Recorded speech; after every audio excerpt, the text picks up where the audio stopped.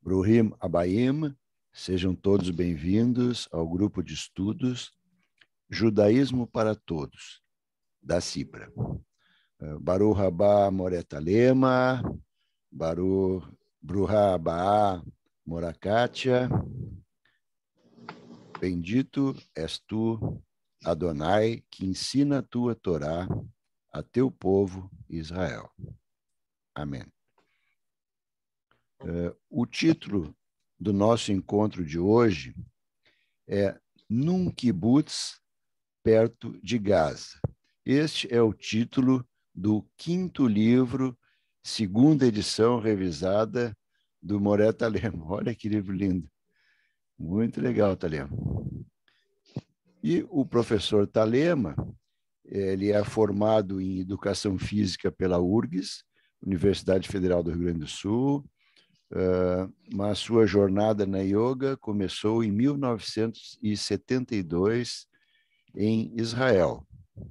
Isso é 5 anos antes da formatura do Moré Talema em Educação Física, quando morou no Kibbutz Zikim, à beira do mar Mediterrâneo. E dessa imersão veio o entendimento da yoga, pois fez sua formação com Swami Vishnudevananda, o introdutor da linha Shivananda no Ocidente. Em 1980, fez sua formação em biodança com seu criador, o chileno Rolando Toro. Foi pioneiro na capital em 1990, introduziu a prática do yoga e da biodança em parques, praças e, em 1992, iniciou turmas no Parque Marinha do Brasil e no Ginásio Tesourinha, dentro da programação oficial da Secretaria Municipal de Esportes, Recreação e Lazer, SME de Porto Alegre. E logo em seguida, a ideia e os adeptos crescem para o Ginásio de Esportes do Araribóia, CEPRIMA, e no Parque da Redenção. Foram mais de 25 anos em plena atividade, e nesse interim realizou cursos nos maiores congressos de educação física em Santa Catarina, Rio Grande do Sul, Paraná e Mato Grosso do Sul. É autor de 5 livros e professor universitário em diversas faculdades. Recebeu o troféu Movimento como destaque do ano de 2012, na área da educação física, outorgado pela Associação dos Professores de Educação Física. Foi conselheiro do CREF2-RS e presidente da sua comissão de ética. Atualmente é membro da comissão de ética do CREF2-RS na gestão 2013-2015, 2015-2020. Pioneiro, desenvolveu o conceito de bio-yoga, que é uma fusão da biodança mais o yoga, além de ser especializado no grupo da terceira idade. E a nossa querida Kátia, a Kátia é programadora, radialista e jornalista, os 3 cursos universitários feitos pela UBRA.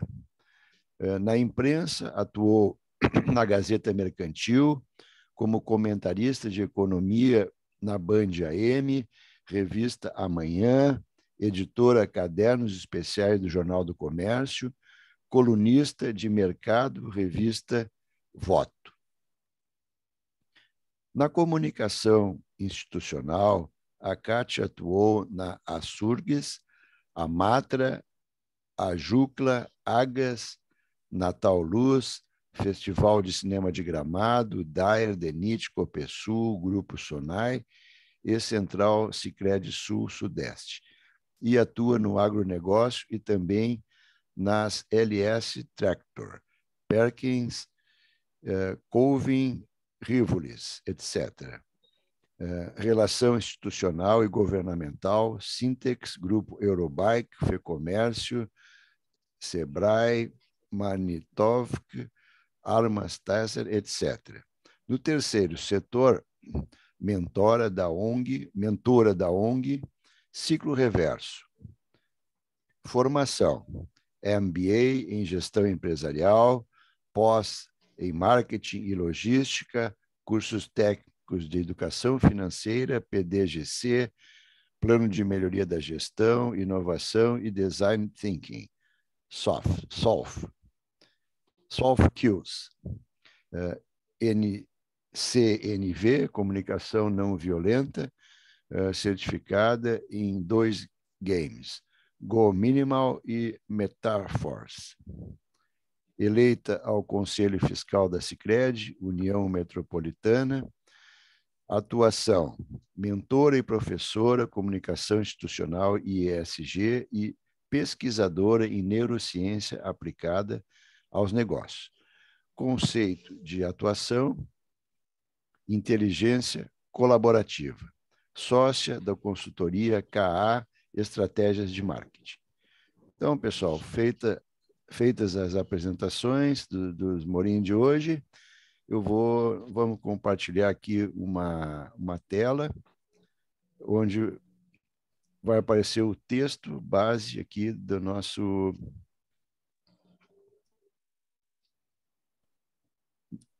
grupo de hoje.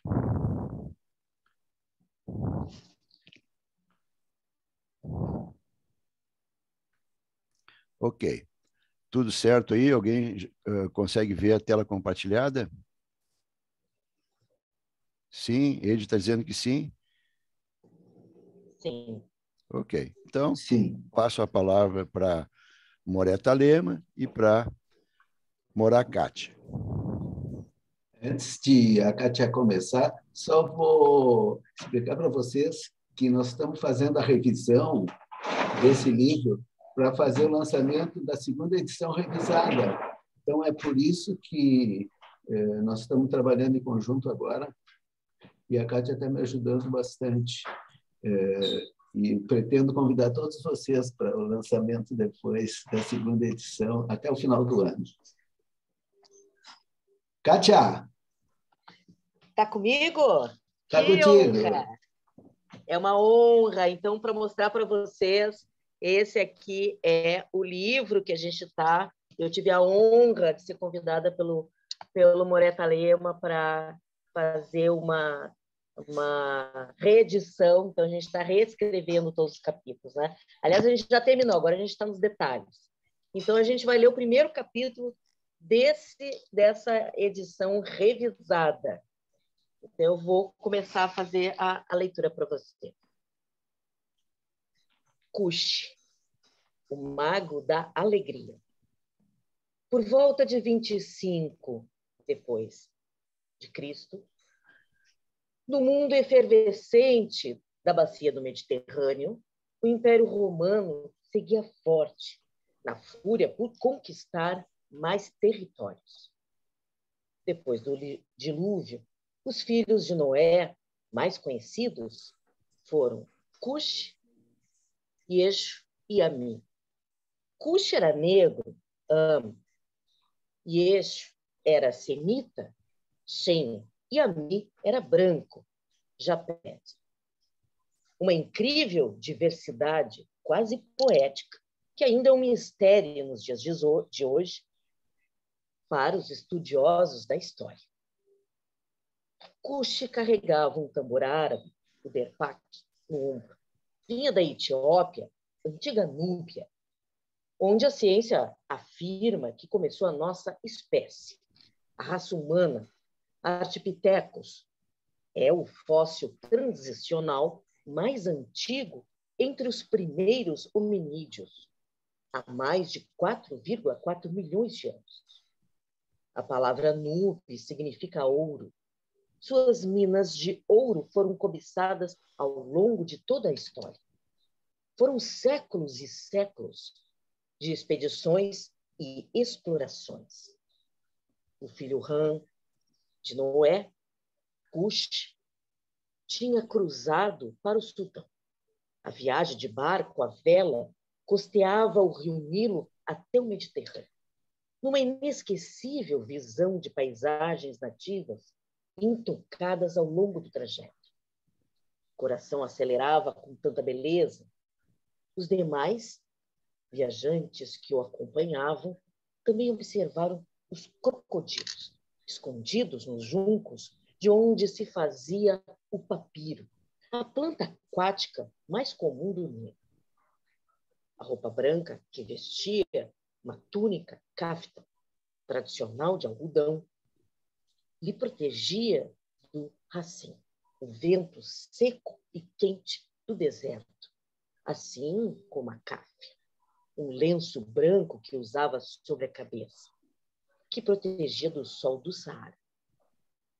Mesmo assim, sua pele morena ficou ainda mais escura, contrastando com seus olhos castanhos e alegres por natureza. Uma energia vital de puro otimismo pela vida. Com 23 anos, vinha fugido da seca e da fome. Mas, apesar dessa dura realidade, se sentia forte e tomado por uma sensação de confiança. Era um negro baixo e elegante. Seus cabelos formavam grossas tranças. Seus olhos castanhos e escuros refletiam o fulgor da juventude e a curiosidade sobre a vida. Seu nariz levemente achatado, de narinas grandes, conferia-lhe uma ótima capacidade respiratória, importante para um ambiente tão inóspito, além de um charme contagiante. Vinha deixando sua família já há alguns meses. Não imaginava que sentiria tanta saudade. O Egito, dádiva do Nilo, lhe dava a pinta. Lhe dava a pita, o pão árabe tradicional, achatado e fino, primeiro tipo de pão com fermento, que saciava a fome e dava energia aos nômades e viajantes. Mas o Nilo também trazia inesperadas situações turbulentas e negativas. De repente, o barco virou. As perigosas correntezas do Nilo Azul traziam a lembrança dos homens que o rio não era domável. E Cush caiu na água e começou a nadar para a margem, que ficava mais perto.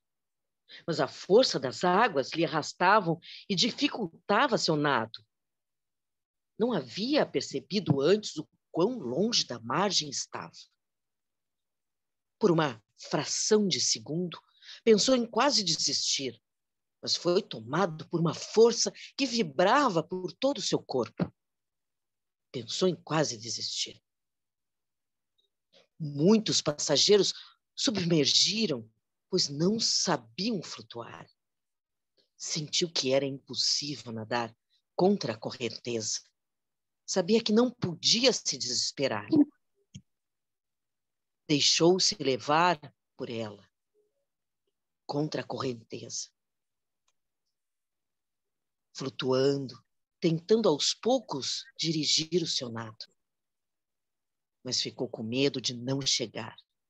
Apesar de ser um bom nadador, ter uma saúde de ferro, olhou para o céu e pediu ajuda de Deus. Adonai, me ajude. Dai-me forças, me acalma, que depois a gente acerta. Finalmente, já exausto, sem fôlego, conseguiu chegar perto da margem, onde dava a pé.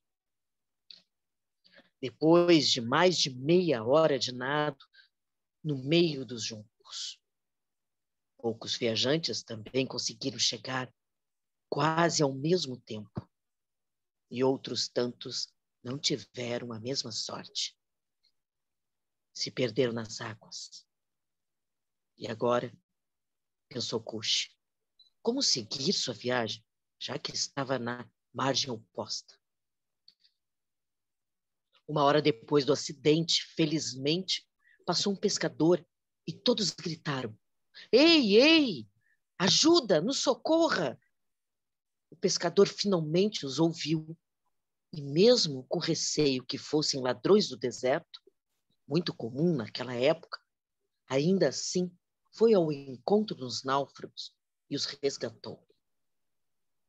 Como se Deus tivesse conduzido as mãos do pescador a guiar seu barco, e foi nesse momento que a fé de Cush em Deus começou.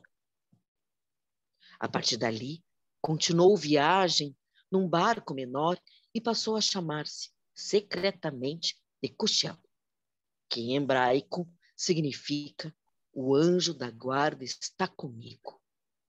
Alguns personagens, depois de um acontecimento importante, trocavam de nome ao longo da narrativa bíblica. Esta foi também a primeira vez que sua vida esteve em perigo. Desceu em Tebas, Luxor, no Vale dos Reis, e logo foi buscar uma pousada para descansar corpo e mente, depois do trauma de quase ter morrido. Da janela de seu quarto podia ver um pouco do lugar. Seu olhar ficou, por alguns segundos, parado no tempo, perdido no horizonte. Uma brisa tocou seu rosto, amenizando o calor do dia. O rio corta a cidade em duas. Do outro lado estava um magnífico templo de Karnak, Amon, um deus que era metade humano, metade com cabeça de animal. Os antigos núbios o adoravam quando dominaram o Egito durante o século 25 da dinastia, durante a dinastia 25, desculpa. Nessa época, Tebas era dominada pelos romanos, que assimilaram a cultura grega, mais livre e democrática, onde era possível realizar sonhos ou dar início a eles. Foi nessa cidade que Cushel teve sua vida completamente mudada pelo destino. Lá conheceu uma bailarina da dança do ventre no restaurante da pousada, que o atraiu de forma inebriante. Enquanto a mulher de traços doces, parecendo terem sido cuidadosamente desenhados, se apresentava, ela exalava um misto de aromas doces e marcantes. Era o Suzinu, um perfume muito usado à base de lírio, mirra e canela. Cheio de coragem e hipnotizado, perguntou a ela, quando terminou de dançar: qual o seu nome? É Maia, disse ela. E qual é o significado? Perguntou-lhe. Meu nome significa fonte de água, explicou Maia, que o cativou com sua beleza semita, olhos levemente rasgados e penetrantes, a pele clara e o sorriso fácil deixaram Cush tremendo, como se cada célula do seu corpo vibrasse. Apesar da pouca idade, Maia, com apenas 17 anos, transmitia maturidade e um olhar que trazia uma sabedoria precoce. Foi paixão à primeira vista. Os dois vibravam no mesmo compasso. À noite, ela dançou para ele, conduzindo Cush para cada curva de seu corpo.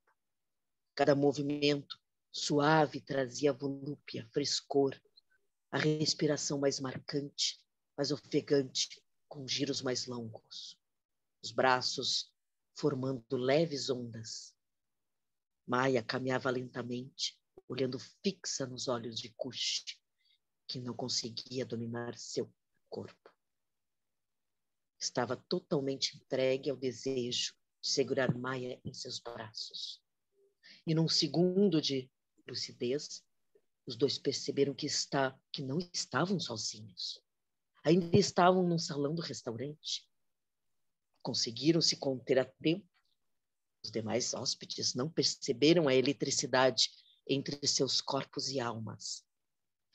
Maia terminou a dança e saiu rápido, e Cush a seguiu como um jovem homem prestes a desvendar o segredo do amor. Ele pegou na mão de Maia e a conduziu gentilmente até seu quarto da pousada. Quando a porta fechou, eles se beijaram longamente, querendo absorver a essência um do outro. Cuxi sentia prazer em tocar cada parte de seu corpo daquela mulher que ainda era um mistério. Ele sentia um ímpeto de arrancar as vestes como um animal faminto, mas conteve seu instinto, queria aprender junto com Maia. Era a primeira vez de ambos, estavam envolvidos num suave frenesi mágico, dois corpos lindos, jovens, perdidos, um pelo outro. Nos entregues na cama, descobriram o sexo, a paixão, o prazer em dar prazer um ao outro. Finalmente, seus olhos ficaram presos no outro, no segundo em que a onda de suspiro do clínicas invadiu seus corpos quentes e suados. Repetiram essa volúpia várias vezes. Cuidavam para que cada um sentisse. Foram se descobrindo e aprendendo juntos o sabor da entrega, o amor que nascia e dava mais vibração ao prazer da pele e da alma. Descobriram que o verdadeiro segredo da vida é o amor. Ao amanhecer, fizeram juras de reencontro, quando Cuxi voltasse para sua núbia. Ele entregou a Maia um anel de ouro com uma pequena pedra de turquesa verde azulada, incrustada e lapidada no formato de losango, como prova de seu amor. Disse que precisava continuar sua viagem para realizar o sonho de chegar a Alexandria e conhecer os terapeutas do deserto, discípulos do grande filósofo judeu Filon. Tinha ouvido falar que eles possuíam conhecimento sobre as artes da cura holística. Cuxi queria tornar-se um grande xamã, um curador e ajudar as pessoas de seu povo. Contou a Maia que esta seria a sua profissão e que sentia ser sua missão de vida. Beijou, longa e ofegante, sua amada Maia, que lhe jurou amor e que estaria à sua espera na volta. No outro dia, em Tebas, Maia o convidou para assistir à peça de Édipo Rei, de Sófocles, no anfiteatro da cidade. Esta peça se passa na outra Tebas, da Grécia. A história conta a vida de Édipo, que mata seu pai, o rei Laio, e se casa com sua mãe, a rainha Jocasta, e se torna rei. Ao descobrir que estava cometendo incesto, Édipo, desesperado, golpeou seus olhos e cegou-se. Abdicou do trono e abandonou a cidade, acompanhado por sua filha Antígona. Cuxi refletiu sobre esse tema, o tabu do incesto. Por todos os lugares que tinha passado, em todos os povos, todas as tribos, o tabu do incesto era uma proibição universal. A proibição do incesto deve ser vista como uma forma de moeda de troca a fim de solidificar um tecido social mais amplo, transcendendo a vida exclusivamente familiar, e também para evitar malformações genéticas. É, portanto, que permite que a sociedade se constitua. As únicas exceções eram as famílias reais egípcias. O faraó tinha que manter sua dinastia rica e poder restrito à sua família. Cuxi também lembrou da frase da Torá: e deixarás a casa de teus pais e te unirás a uma mulher e serão uma só carne. A sabedoria milenar da Torá evitava os problemas biológicos quando proibia o acasalamento entre pais e filha e mães e filhos. Os frutos gerados teriam doenças graves, deformações físicas ou problemas psíquicos congênitos por causa da paridade consanguínea. Com o coração apaixonado, despediu-se de Maia, mas o corpo implorava por mais tempo com seu amor. Mesmo dividido, trêmulo com as lembranças da noite anterior em que o tempo parou, tinha que ir e completar sua jornada por conhecimento e descoberta de seus dons. Segui seu caminho numa caravana, às vezes montando jumentos, outras vezes camelos. A imagem de Maia ia e vinha, fazendo seu corpo tremer, mas precisava cumprir seu destino. O deserto do Saara testava sua resistência. A região de Mali, passando por todo o norte da África, cruzando o Mar Vermelho até a terra dos árabes. Cada passo era uma prova da sua fé em busca de seu sonho. Os nômades tratavam-no bem, ofereciam-lhe com maná, chá com hortelã.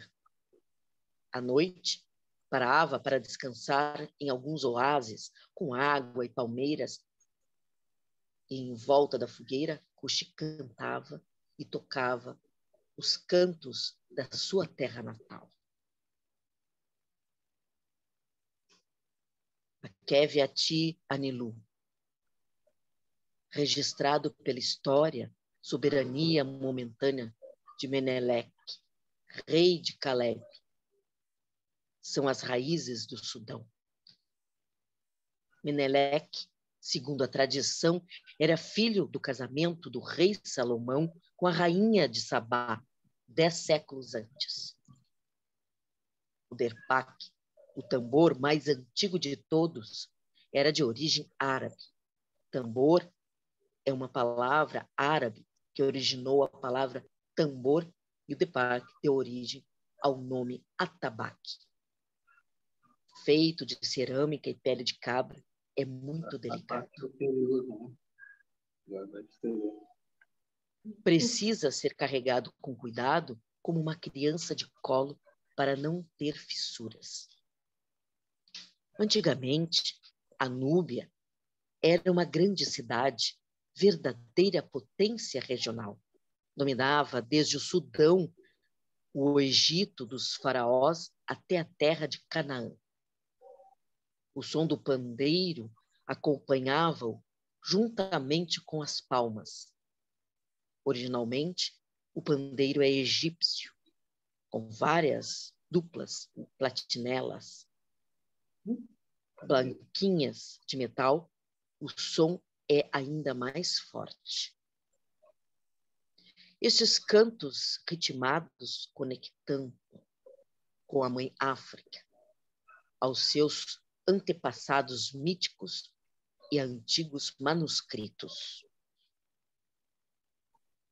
A vida adquire seu sentido verdadeiro quando o nosso ser interior se realiza na criatividade através da música, da dança e da arte. Não uma obra qualquer, mas aquela que está sendo gerada há anos e que finalmente vem à luz, que revela a sua natureza alegre e acaba com a ansiedade da separação, do ser para o vir a ser, revelando-se como servir, a contribuição genuína de uma vida digna, dirigida para a autorrealização e, através dela, para a cura e o bem comum. Mas lhe faltava algo em sua fórmula mágica. Conseguia transformar os doentes em indivíduos saudáveis e alegres por algum tempo, enquanto durava o transe musical, mas não conseguia a remissão completa. Elas reincindiam e era frustrante ver a dor voltando e marcando seus rostos como tatuagem. uma intrigante realidade que, por alguma razão, não abalava a fé que o inspirava. Cuxi sentia que, mesmo assim, estava no caminho certo, que encontraria as respostas. Talvez não todas, mas algo lhe dizia no seu coração que estava perto do conhecimento místico da cura, de entender como captar a energia dos elementos da natureza. A água, terra, ar e fogo, e de vibrar na mesma energia emanada do sol, da lua e das estrelas. A certeza dominava cada célula do seu corpo. Sentiu uma onda de energia percorrer todo o seu ser, dos pés à cabeça. Voltou seu olhar para o rio, agora navegável outra vez. Ficava observando, na sua fonte, o Lago Vitória. O rio sagrado nasce nos planaltos da atual Quênia. Para ser criativo como o Nilo, com suas cheias sazonais que fertilizam suas margens, era necessário estar conectado a uma fonte rica e abundante que o abastece constantemente. Mas essa fonte de criatividade, por ser generosa, se dirigiu ao deserto. Criou e alimentou a civilização mais antiga, a egípcia. O Nilo surgiu há 10.000 anos e criou condições para que alguns pastores mudassem de vida, da vida nômade, e se transformassem em agricultores. Desde criança, Cuxi tinha momentos em que parecia congelar no tempo e sua mente viajava numa espiral de indagações.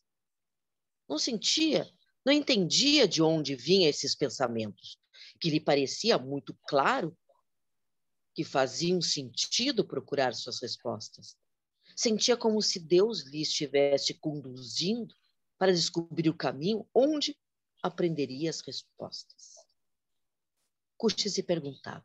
Kátia, vou deixar tu descansar um pouquinho, tá? Só vou explicar um pouquinho esse primeiro capítulo e o livro em geral. Esse livro ele tem duas histórias concomitantes. Tem uma história antiga, que é essa que a Kátia começou a ler, que reúne 3 personagens, que são descendentes dos filhos de Noé, que corresponde às 3 raças, né? A raça negra, a raça branca e a raça amarela, tá? Então, o nosso povo, o povo judeu, também tem essas 3 contribuições. E cada um desses continentes, o continente africano, ele nos traz essa beleza dessa celebração da vida e dessa alegria de viver que é característico do povo africano e do povo brasileiro, que o Brasil é o 2º país no mundo em população negra. Então, nós que vivemos aqui, nós temos esse privilégio de estar em contato com a cultura negra, com a cultura da música negra, dos ritmos negros, da religião africana, que a gente sabe que tem profundo conteúdo terapêutico. Então, quando eu imaginei esse personagem, que é o Cuxi, e estamos explicando um pouquinho assim da onde que ele veio, né? Da Etiópia, da Núbia, daquela época, passando para o Egito. Ele era um xamã, ele era um curador natural. E ele queria desenvolver todas as possibilidades da cura. E ele já tinha esse conhecimento de como curar através da música e da dança, porque a música e a dança são celebrações da vida. E o povo africano, mesmo vivendo relativamente com pouco desenvolvimento material, é um povo feliz, é um povo alegre. E então eu procurei trazer da onde que vem esse poder de cura que vem da música, vem da dança, vem da celebração da vida primitiva, né? Da vida como era, porque a gente sabe que a vida começou na África. Então, a gente tem essa contribuição. A contribuição africana, porque ele é o mestre da alegria, né? Cuxi é o mestre da alegria. Depois tem a contribuição judaico-cristã, que é Yeshu, que era o nome de Jesus, né? Era o apelido de Jesus, que é o capítulo 13. Depois, no capítulo 5, aparece o Ami. O Ami, ele é já do Oriente, ele traz a contribuição do povo oriental. Aí junta as três, paz, amor e alegria, e dá os fundamentos da felicidade, de uma vida feliz. Então, agora a gente está acompanhando a trajetória do Cuxi, tá? A trajetória do Cuxi.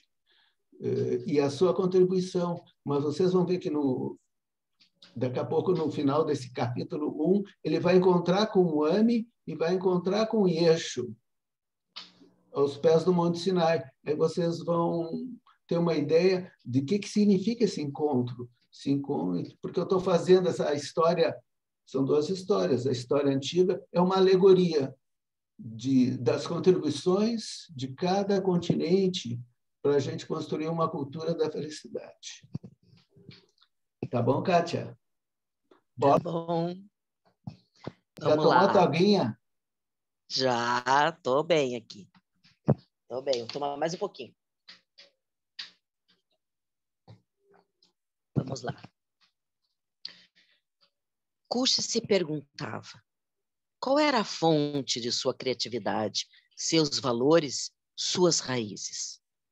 Percebeu que havia uma conexão com a energia da natureza.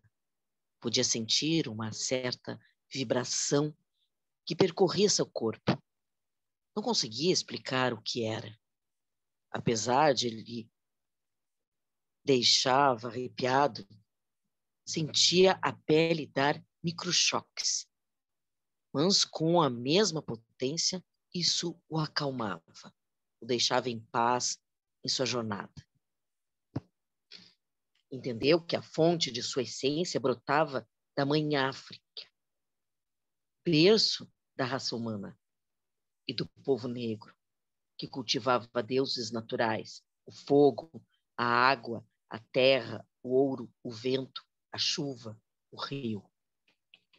Era descendente de Meneleque, um príncipe núbio, mas depois de seus antepassados tinham perdido o poder, eram considerados estrangeiros, falachas.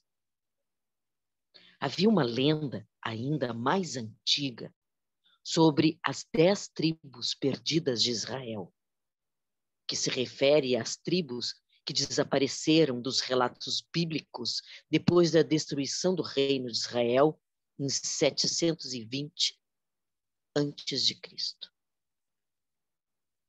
pelos assírios.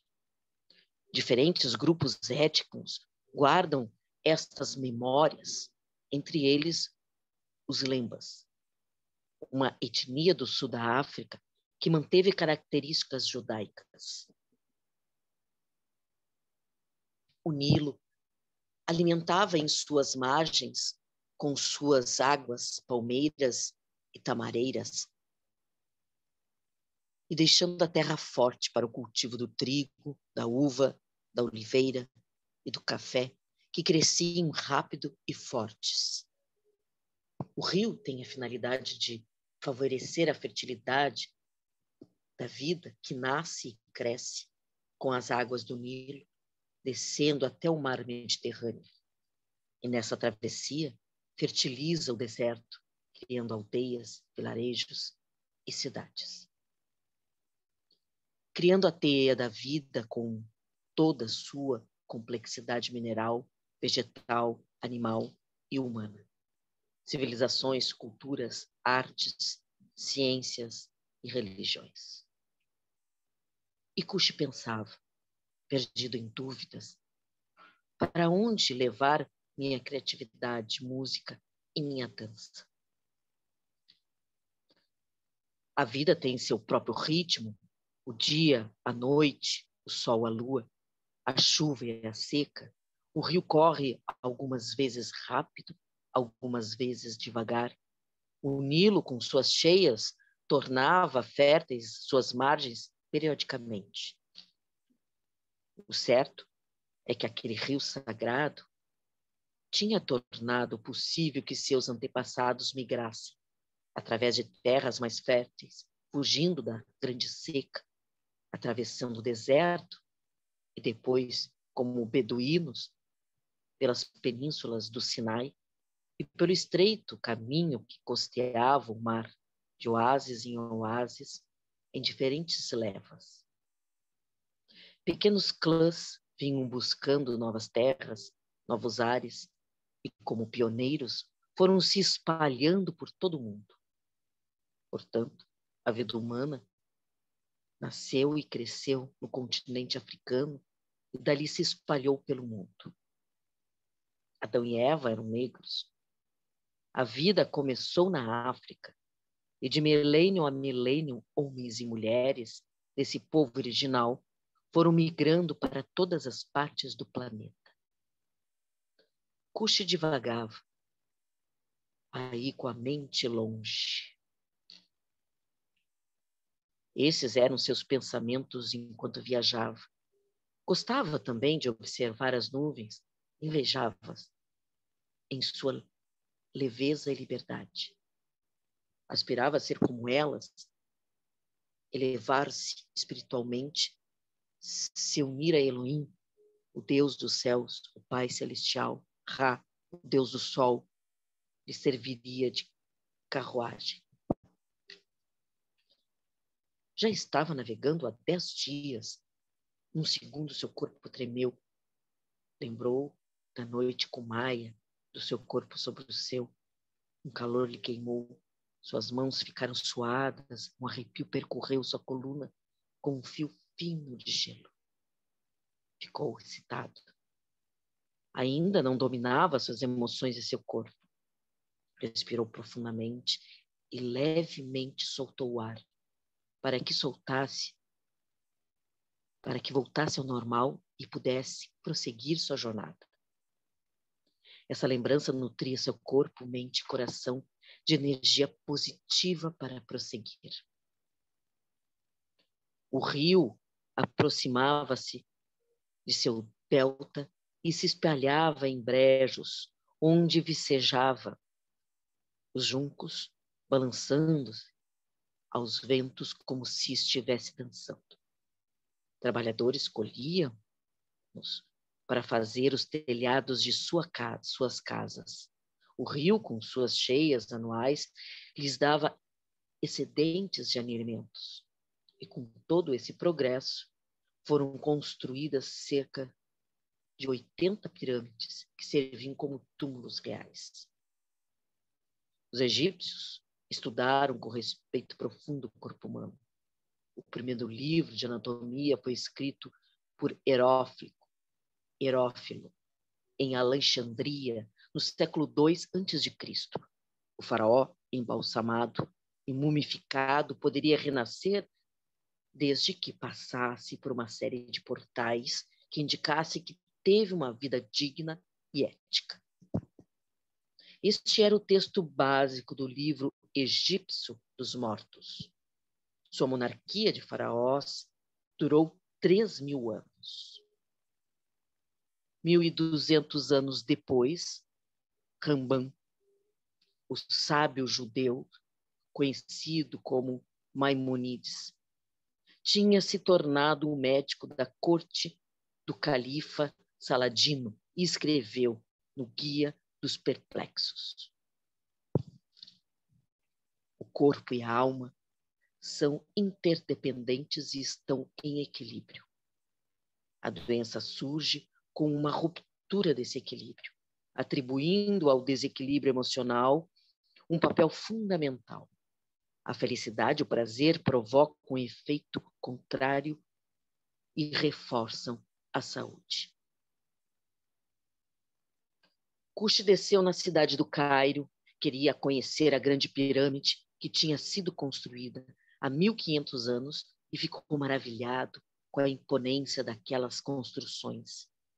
Sentou-se ao lado delas, numa sombra, e com seu derpaque, cantou no ritmo Iexá.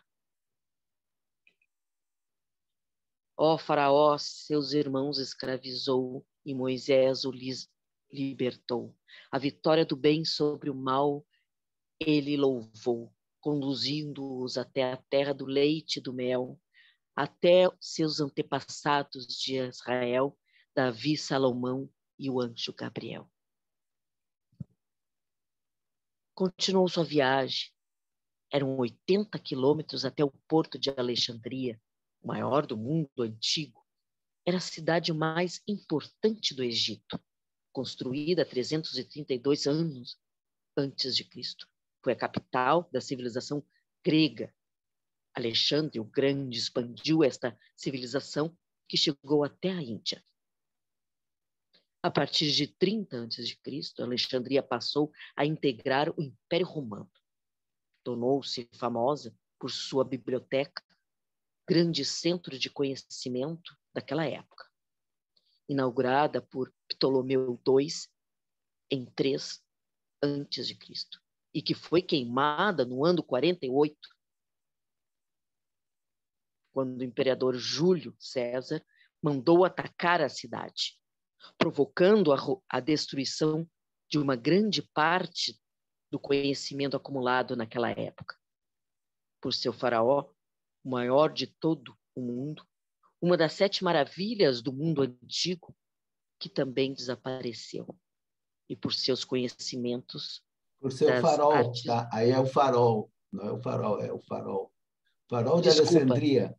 Não, tudo bem. Isto, por seu farol, desculpa. Que também desapareceu e por seus conhecimentos das artes médicas.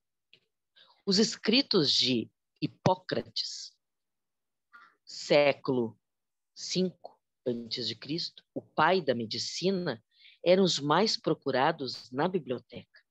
Ele era um médico grego da ilha de Kos, no mar Egeu, e viajava por todo o império. Enfatizava a importância dos fatores ambientais na preservação da maioria das doenças, na prevenção da maioria das doenças. Estabeleceu os principais passos a serem dados pelos médicos, sintomas, diagnóstico e terapia. Sua ética expressa no juramento médico e é válida até hoje. Alexandria era uma grande metrópole naquela época que abrigava uma população de sábios egípcios, judeus, gregos e romanos que trocavam informações e conhecimentos.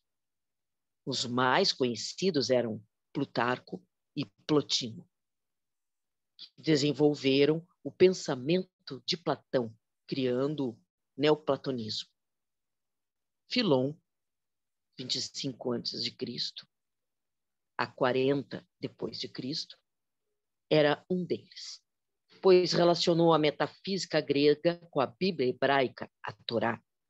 Acreditava na... Aqui só uma explicação aqui. Agora, porque o Cush ele está indo para Alexandria para encontrar com o Filon. Filon de Alexandria, grande filósofo judeu, escritor de livros que, junto com Flávio Josefo, naquela época, escreveram livros que detalhavam a vida judaica e a busca pela libertação e a busca pela cura das doenças. Então, o objetivo do Cush era encontrar com Filon e com os terapeutas do deserto, que eram discípulos do Filon. Filon de Alexandria, então, era o mestre que o Cush estava procurando. Ok. Filon acreditava na imortalidade da alma, que era divina e propunha um severo controle do corpo. Acreditava que Deus era a razão universal, Logos, e que assim confirmava a história bíblica. São João foi um dos seus discípulos e que, por isso, escreveu o 4º evangelho, o místico. Durante mais de 2000 anos, de forma contínua, havia sempre habitado as cavernas, judeus eremitas ou grupos de terapeutas que moravam no deserto, que se dedicavam à santidade. Alguns recebiam e curavam os doentes. A sua medicina era holística, pois tratava de forma integrada o corpo, matéria, a psique, emoção e mente, do nous, inteligência, e de Deus, o Uno. Era isso que estava procurando, um tratamento completo. Participou de um dos seus rituais. Era somente para homens que comiam, dançavam e cantavam juntos, rendendo louvores a Elohim, o Criador dos céus e da terra. O próprio Filon comandava o serviço religioso. Ele mesmo fazia a prachá, bênção do vinho em hebraico, a língua sagrada da Torá. Depois de um tempo, muitos já estavam bêbados. Cush foi apresentado à comunidade. Estava um pouco nervoso, mas deu um passo à frente e disse: meu nome é Cush. Cush é o hebraico. Sou descendente da tribo dos Falachas, da Núbia. Vim de longe para aprender a arte da cura dos terapeutas do deserto.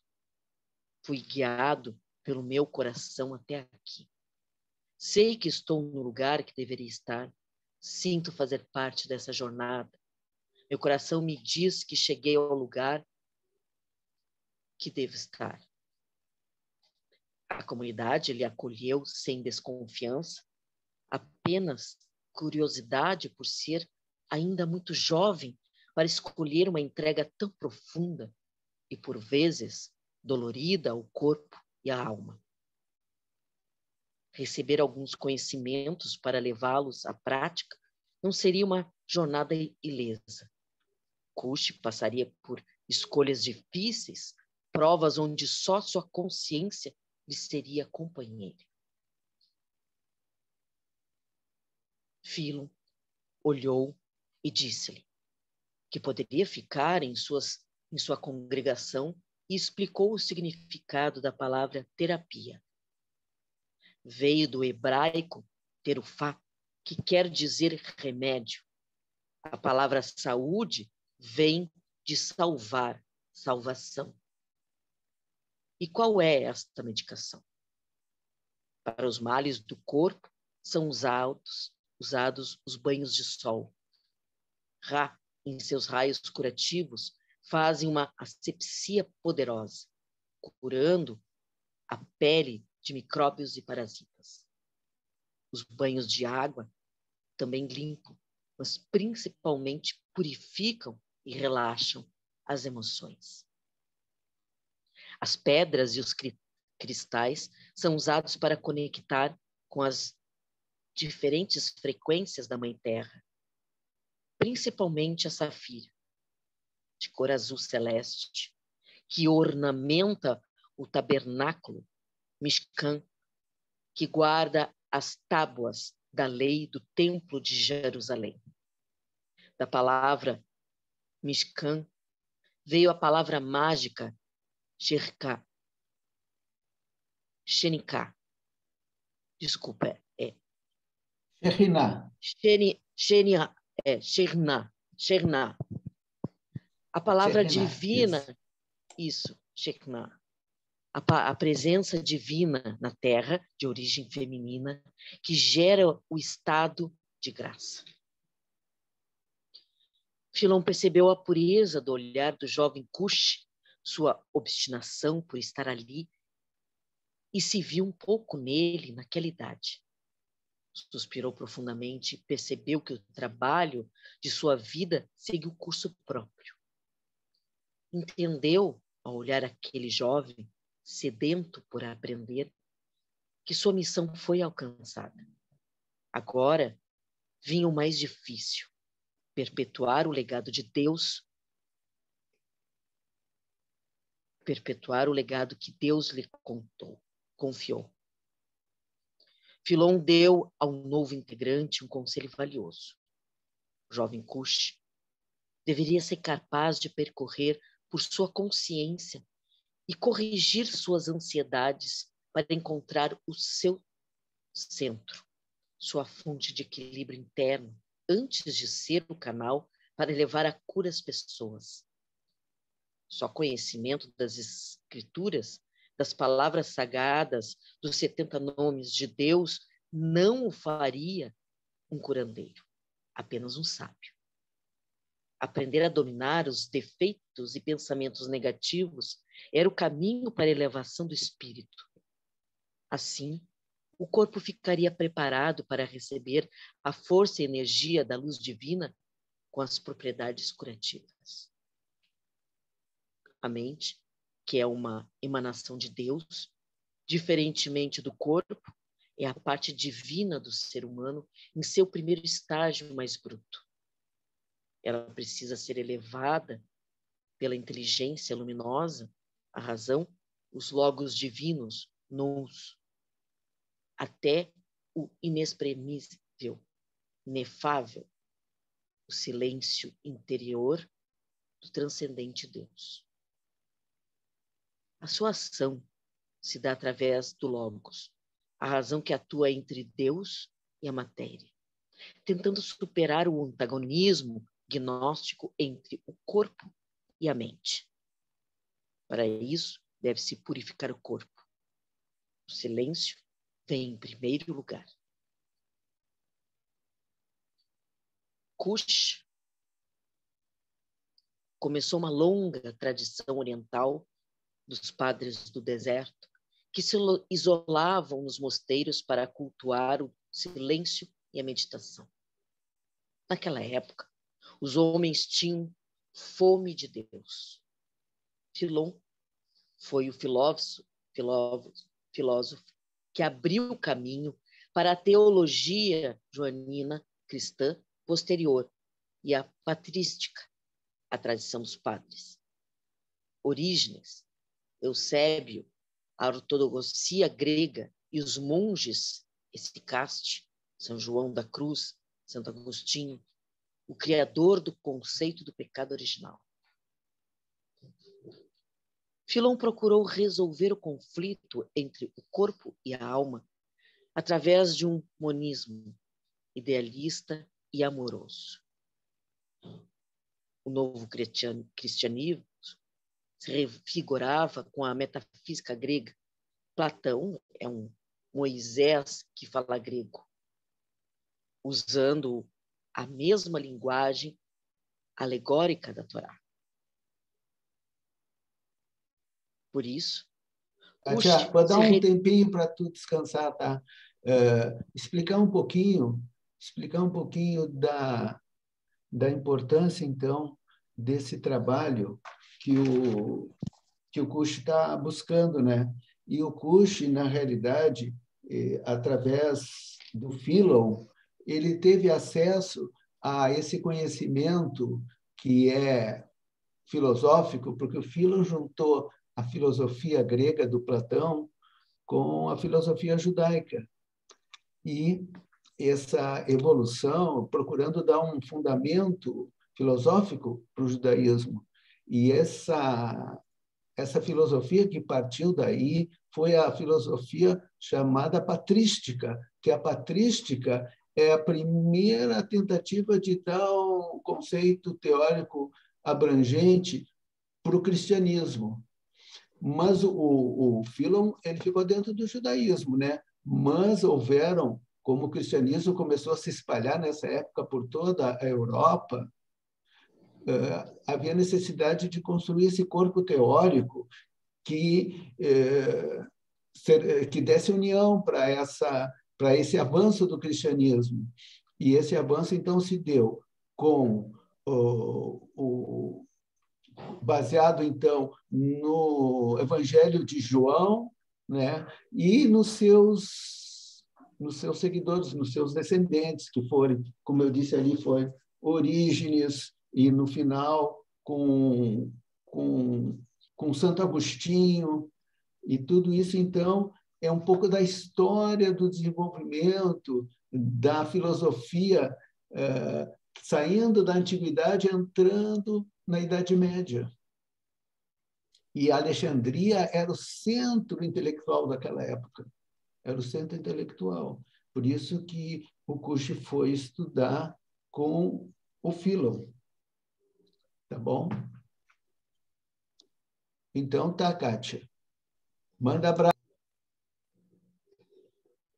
Por isso, Cuxi se retirou para o sul do deserto do Sinai, onde Moisés tinha recebido as tábuas da lei. Viajou 40 dias aos pés deste local sagrado, fez sua tenda simples, junto à aldeia dos pastores beduínos que havia ali. Um oásis no deserto, com uma pequena fonte de água, algumas palmeiras e tendas.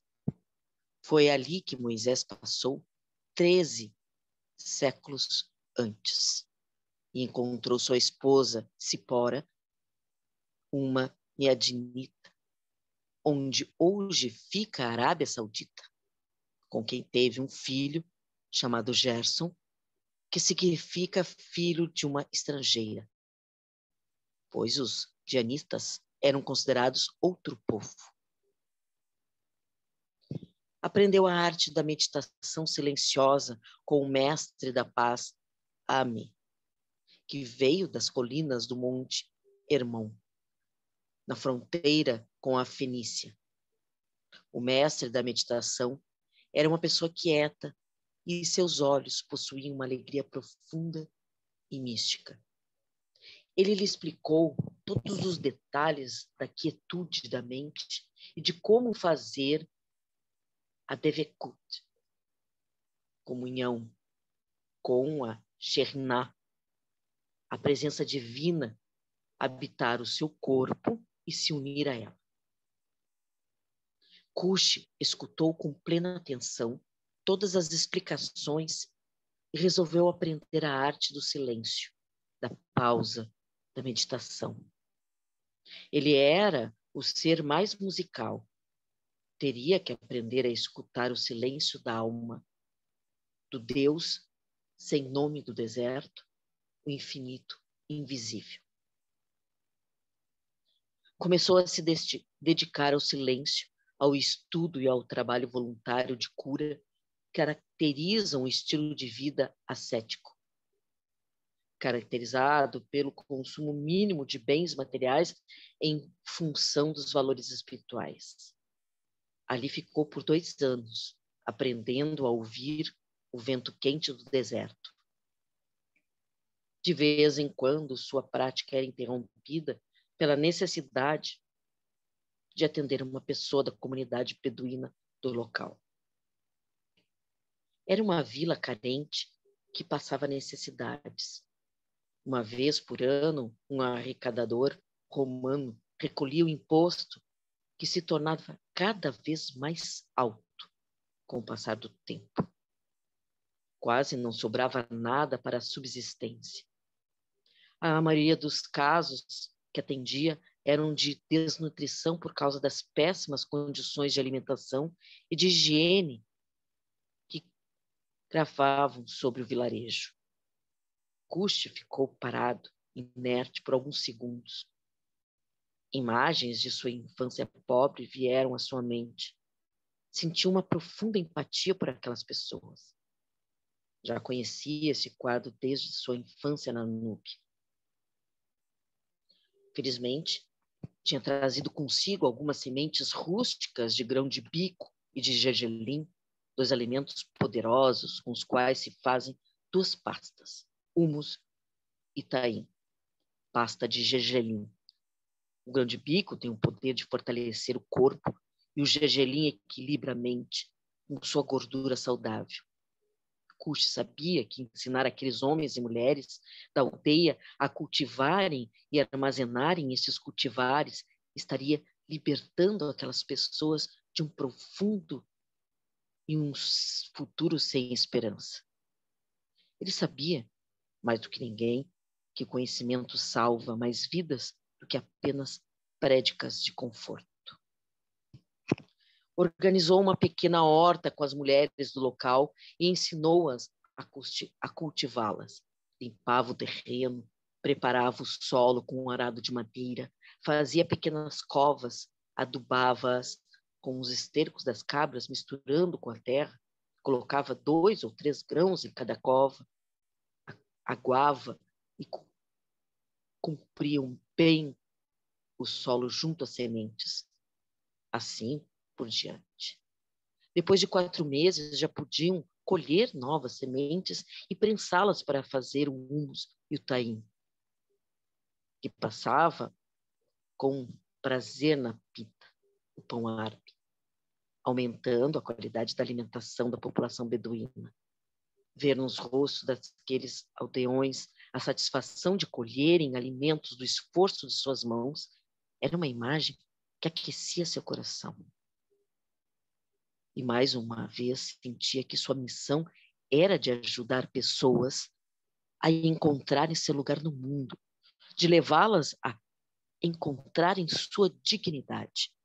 Queria ver homens, mulheres e crianças voltarem a sonhar. Uma leve brisa tocou seu rosto e lhe fez voltar dos seus pensamentos. Cuxi também adorava as palmeiras. Sabia cultivá-las como ninguém. Tratava-as como filhos e conversava com elas. Quando saía para meditar, estava sempre preocupado e procurando sementes. No outro dia, as plantava. Aquele oásis ficou mais verde com sua presença. À noite, junto à fogueira, com seus novos amigos, colocava o depak, o tambor árabe, no ombro, à maneira marroquina, cantava as debacas, as danças guerreiras tradicionais dos povos do deserto. Uma fileira de homens marca o passo, liderados pelo primeiro que balançava um lenço em sua mão. Habib, Habib, Djamá, Ismailá, Habib, Habib, Djamá, Ismailá. E nas madrugadas, quando seu corpo sucumbia ao cansaço, a sua mente visitava Maia. Era como se realmente estivesse ali, naquele cenário, com o amor de sua vida. Sim, um sentimento nesse tempo cresceu que mal cabia em seu peito. Mas mesmo com a dor que a falta de Maia lhe fazia, também lhe dava mais força, mais propósito, mais verdade do que estava fazendo. A imagem de Maia em seus sonhos despertava o aroma dos lírios, mirra e canela do perfume. Suzinum, que amada usava, e seu coração batia com o ritmo do balanço. O ritmo árabe mais lento, maksum, tumpak, tá, tum, tak, marcava o derpak. Onomatopaicamente. Ela parecia com véus coloridos, sua silhueta revelava seu corpo sinuoso e dançava como as ondas que as embarcações faziam ao cortar o Nilo. Os cabelos escuros da cor da terra fértil dançavam sobre seu corpo, preso apenas por uma tiara de ouro e pedras de turmalina e safira. Os olhos negros, como a noite, tinham um encantamento mágico. À medida que o ritmo ia aumentando, os véus iam sendo retirados e jogados em seu rosto. Sentia até o toque daquela seda fina deslizando em sua face, e isso fazia seu corpo tremer. Via Maia já toda suada, coberta por uma roupa amarela e preta. No umbigo, usava uma argola de ouro. Dum-dum, paquidum, tac. Agora o ritmo era o balade tradicional até chegar ao último lenço. E o ritmo mudava para o rush. O corpo todo tremia como num êxtase sensual. O sorriso largo e farto lhe atraía como um ímã. Sorriso de felicidade e de prazer, prazer da dança e da música. O sonho era sempre a imagem fiel da noite de amor, onde ambos perderam a virgindade e descobriram a beleza do sexo, do prazer, de dar prazer. Acordava pela manhã suar, cansado, mas profundamente feliz e entregue ao prazer por Maia. A saudade da casa vinha ao seu coração, mas Maia era a ausência mais sentida por cada célula de seu corpo e por sua alma. E logo a vida real, de onde estava e de sua missão, lhe vinha cortando a lembrança da presença de Maia. Era um dia especial e tão esperado. Começou a aprender as técnicas de imposição de mãos com Yeshua, Jesus. o mestre do amor. Jesus impunha as mãos próximas ao doente com verdadeira devoção e amor. Observou que quanto mais concentrado e amoroso estivesse, mais conseguia ajudar os doentes. Mas com algumas pessoas era preciso repetir o procedimento, pois quando interrompido, voltavam os sintomas anteriores. Com outras, não funcionava, bem como se o corpo e a mente da pessoa estivessem fora do eixo do seu centro. E, de fato, era isso que acontecia. Precisavam captar uma energia mais intensa e densa para atingir a vibração energética dessas pessoas. Talvez ele pudesse tentar a música e o ritmo mais para estimulá-los com as suas debacas. As danças guerreiras em filas. E seu derpak, o tambor árabe da dança do ventre. O tempo passava e Kush ficava cada vez mais saudoso de Maia. Seu olhar estava triste e seu semblante também. Sentia ter chegado ao limite. Havia cumprido seu propósito com empenho. Estava na hora de partir. Já tinha aprendido a cura das mãos e a arte do silêncio, tinha ensinado a comunidade a cultivar os grãos, mostrou o som mágico de seu derpak. Não tinha mais nada a aprender naquele lugar sagrado. Apenas guardar no seu coração cada momento e no seu espírito conhecimento que levava nas mãos curadoras. No futuro, muitos séculos à frente, haverá ali um mosteiro com o nome de Santa Catarina. Monges permaneceram em isolamento num claustro, seguindo a tradição dos padres do deserto. Seus corpos secariam, sua vitalidade cairia, a saúde ficaria comprometida. Não era um caminho fácil, mas havia aqueles monges que aceitaram o desafio e dedicaram sua vida ao silêncio e à purificação do corpo para que os conduziria ao uno indivisível. O Filho chega ao Pai pelo Espírito Santo. Mas a maior alegria de Kush, nesta vila beduína, foi a amizade que fez com os dois mestres nômades, Jesus e a mim. Tinha conhecido o poder da amizade, da comunidade, a forma de amor mais sublime.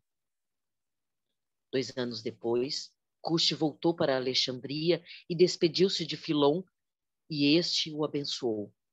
De acordo com o rito judaico tradicional, levantando suas 2 mãos e separando os dedos, e em grego disse: a Torá tinha sido traduzida para o grego no século II a.C., por 70 ou 72 sábios, e se universalizou com o nome de Septuaginta.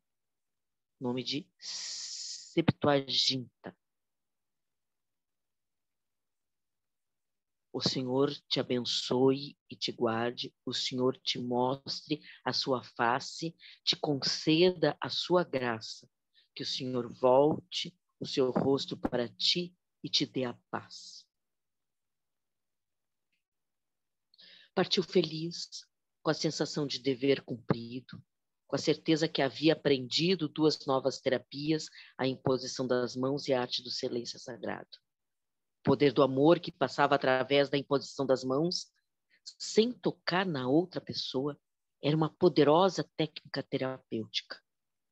O poder da paz que vem da meditação silenciosa e conecta com a essência divina que habita o íntimo de cada pessoa. Kush decidiu retornar a Luxor para buscar Maya, o seu amor, sua alma gêmea, a paixão ardente de sua vida. Sentia-se revigorado, o sangue voltava à sua face e o brilho ao seu olhar. Colocou o Deepak nos ombros e se preparou para fazer o caminho de volta com uma nova caravana de beduínos. Um mês depois, estava de volta. Seu coração acelerado, seu corpo elétrico, mãos suadas, finalmente encontrou Maya. Seus olhos se encontraram. Ela parecia estar vendo uma miragem. Não acreditava. Por alguns segundos ficou parada, estática, sem saber o que fazer. Seria verdade? Seria real? Pensava. Mas vendo Kush caminhar ao seu encontro, lhe fez perceber que seu amor voltara. Estava ali, mostrando em sua face que também sentira a sua falta. Lágrimas escorriam de alegria, assim como nela. Maya, como te amo! Kush segurou, abraçou, quase querendo se fundir a ela. Naquela noite,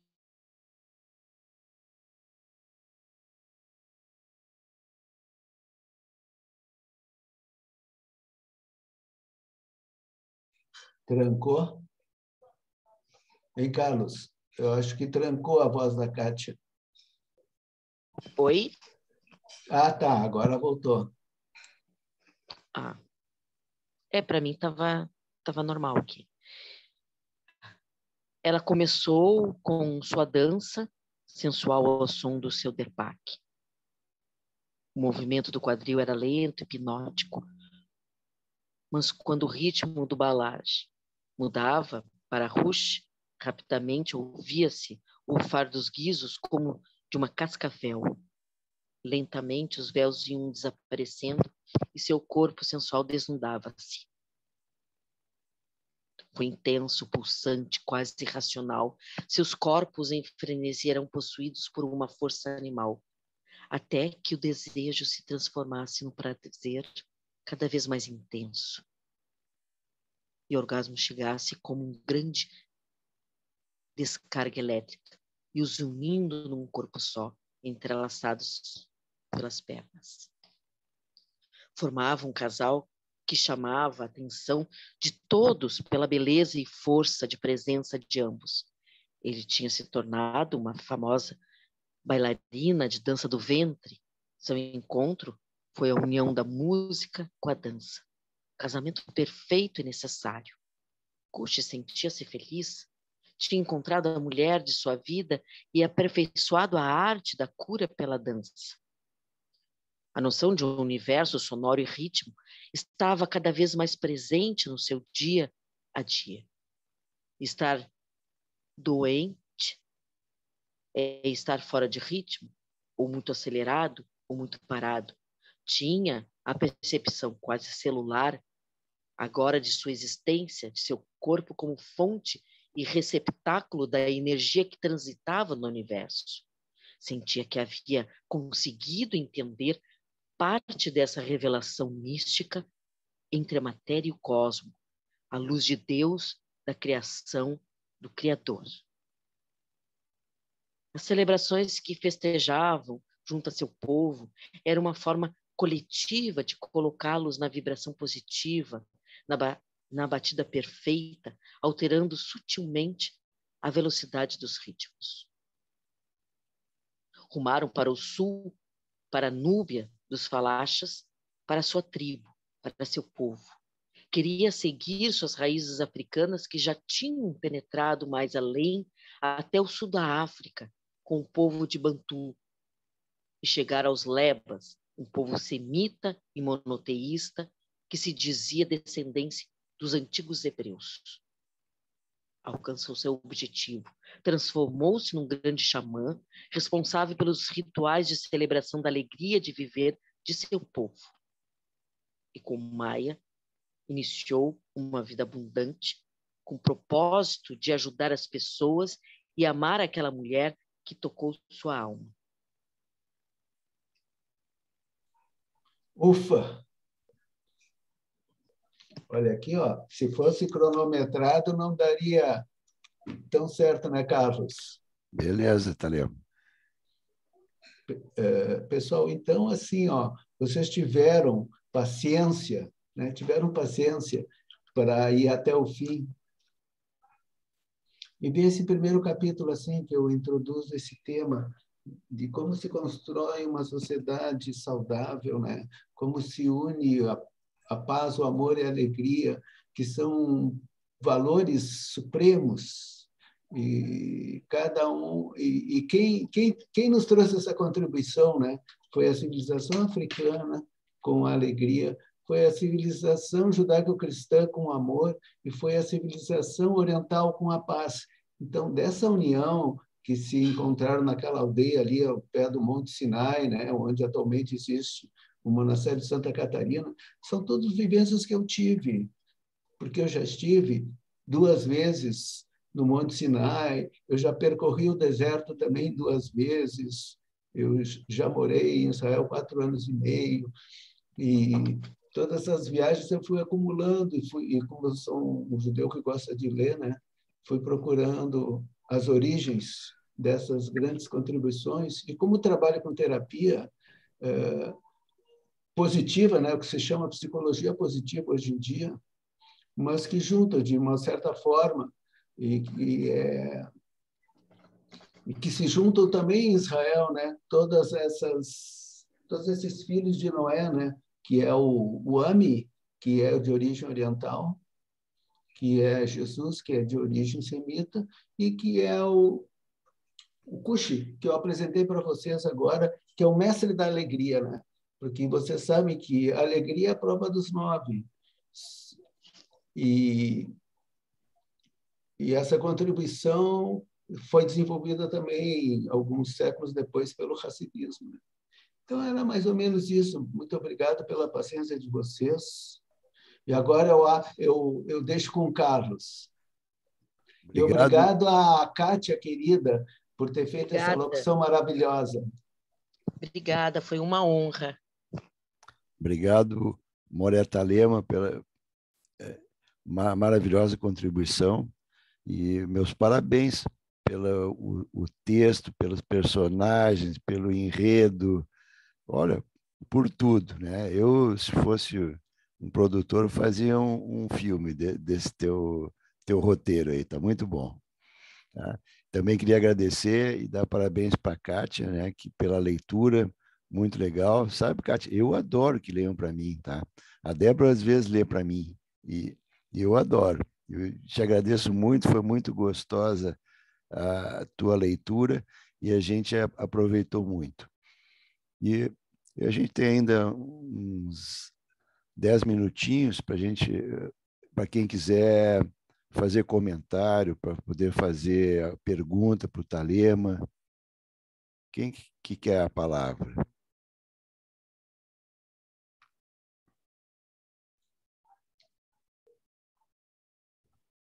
Eu que trouxe o pandeiro e o derbaque para o Kabbalat Shabbat da Sibra, né? Ah, legal. E vocês já veem de onde que eu trago essa bagagem. Ah, ficou muito legal, Talema.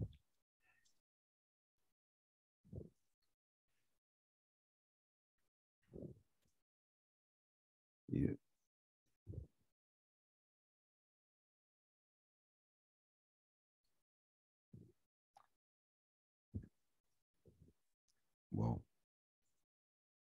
Bom, então,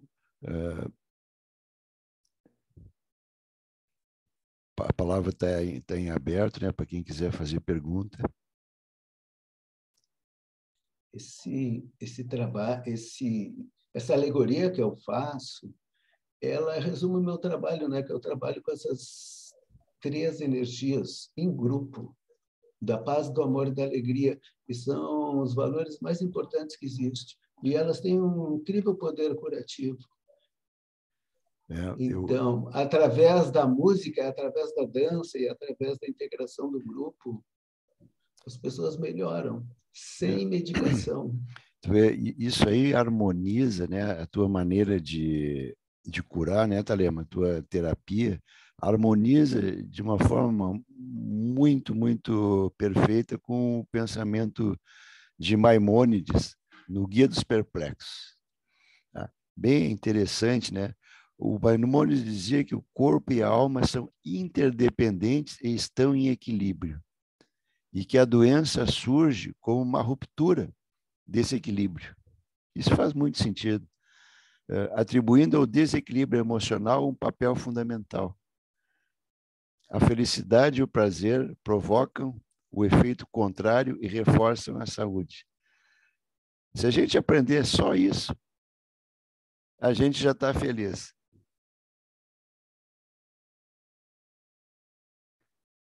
Abre o teu microfone, Moreta Lema. Eu tenho 40 anos de prática com essa terapia que eu agora chamei de bio-yoga, né? Que é a união da biodança com a yoga. E é claro que sempre tem uma ou outra exceção, mas, de maneira geral, todas as pessoas se beneficiaram. E ainda hoje eu estou, agora após pandemia, eu estou desenvolvendo essa terapia com grupos, né, que crescem, porque a coisa se espalha pelo boca a boca. Uma pessoa gosta, convida a amiga, convida a vizinha, aí vem mais gente. Então, é uma forma saudável de romper com isso, com o isolamento social que a gente foi colocado, né? Muita gente está precisando desse contato humano. Então, esse trabalho, na realidade, é uma terapia de grupo holística, né? Como eu chamei ali. E tudo tem fundamentos no judaísmo, como tu falaste também, né, Carlos? Eu associei muito o teu trabalho com aquela frase que tu botou no teu livro sobre que o Maimônides tinha colocado no Guia dos Perplexos. Aquilo ali harmonizou demais, né, com o teu trabalho. E o teu site, como é que tá, Thalema? Tá desligado o teu microfone. Thalema.com.br. Dá uma olhada lá, vocês vão ver. Agora, o meu trabalho está crescendo de novo pós-pandemia. Tá legal. Eu vi o teu site, está muito legal. Obrigado. Bom, pessoal, então a gente agradece mais uma vez para o Moreta Lema, para a Kátia também. É que está sem... Pode falar. Quero apenas dizer que eu gostei muito da leitura da Kátia, que foi linda e me fez percorrer junto com essa bela leitura a história que ela foi contando, né? Muito bonito. Obrigada, Kátia. Obrigada, Thalema. Bom, pessoal, na próxima quarta-feira, então, a gente vai ter a arte degenerada, a arte confiscada, com o nosso queridíssimo colega, Dr. Klaus Preger, que está ali do lado da Marisa. Dia 17/8, na próxima quarta-feira. Klaus, quer falar um pouquinho como vai ser a tua palestra da semana que vem? Não, Eu sei que tu é um grande pesquisador e a gente sempre tem aí uma grande palestra. Eu fui pesquisando o assunto, né? Começando pelo que denominaram de arte degenerada, assim que Hitler subiu, ascendeu ao poder, criaram uma teoria sobre a arte alemã, sobre a arte pura alemã, baseada na arte e cultura de todos os países autoritários, em que os monumentos, em que a pintura é toda monumental, perfeitinha, praticamente fotográfica, e em contraponto com o que eles denominaram de arte degenerada, que era a arte moderna. Já naquela época, em Berlim, na Alemanha, existiam várias escolas, existiam vários grupos de arte moderna, e ele, que era um pintor fracassado, mas exatamente que ele seguia a arte fotográfica, pintando uma pessoa exatamente como era pintado na época romântica, na época clássica, e ele considerava todo o resto, a arte que ele chamava de judeu bolchevique, que o nazismo chamava de arte judeu bolchevique, como arte degenerada. Então, nós vamos falar sobre isso, vamos apresentar o que ele considerava esse tipo de arte, o que aconteceu, o que fizeram com essas pinturas e essas esculturas, confiscaram, nós já sabemos, né? E usaram até para vender para outros países. E aí, com isso, aumentar o fundo de guerra da Alemanha. Por quê? Porque em outros países essa arte era extremamente admirada. E é sobre isso que eu vou falar na primeira. E como o assunto esse não termina, nós vamos ter ainda a arte do nazismo, nós vamos ter censura à arte, que é a segunda aula, né? E depois a terceira, como é que essa arte toda foi encontrada, como é que ela foi devolvida e assim por diante. E, enfim, é um assunto que se estendeu muito e não daria para dar numa apresentação só. Então, vou ter que fazer 3 apresentações. Vão ter que me aguentar durante três vezes. Daí. Tudo bem, é isso aí. Legal, Klaus.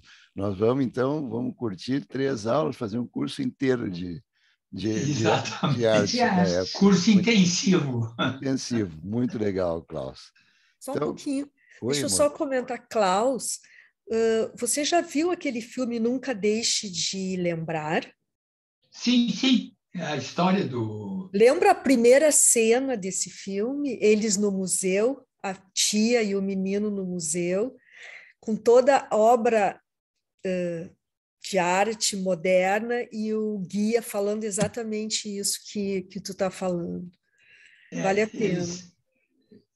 Eles me consultaram para fazer o filme. Boa, Klaus. Eu imaginei isso. Bom, quem quer fazer os comentários finais? Ok. Então, pessoal... ótimo. Só lembrar que essa história que eu contei aí, hoje em dia, representa a aliá dos etíopes, a aliá da África, né, que veio trazer essa contribuição, hoje em dia, que está presente na cultura judaica, a aliá do Iêmen, né, que é uma aliá antiga também, desses judeus de cor escura, né, e que trazem essa cultura dionisíaca, essa cultura vibrante, essa cultura do entusiasmo e da alegria de viver, com a sua grande contribuição à existência do Estado de Israel hoje em dia. Legal, Talema. Então, pessoal, eu desejo que o estudo de hoje tenha feito realmente a diferença na vida de cada um de nós. Que a luz espiritual gerada nesse encontro preencha nossas vidas e de nossos queridos e que ilumine o mundo para a paz. Amém. Então, pessoal, até a quarta que vem. Letra outra. Boa noite. Obrigada. Boa noite. Tchau, tchau.